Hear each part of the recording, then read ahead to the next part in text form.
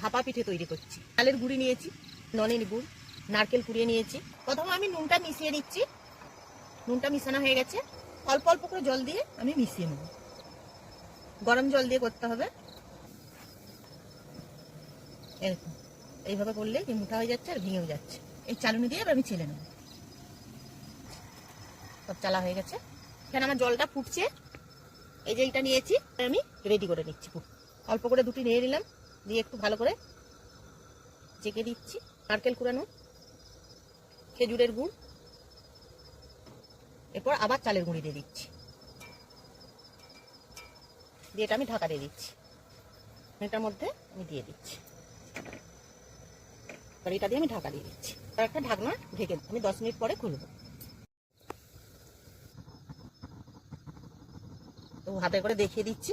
এই দেখুন বন্ধুরা, আমার ভাপা পিঠে রেডি।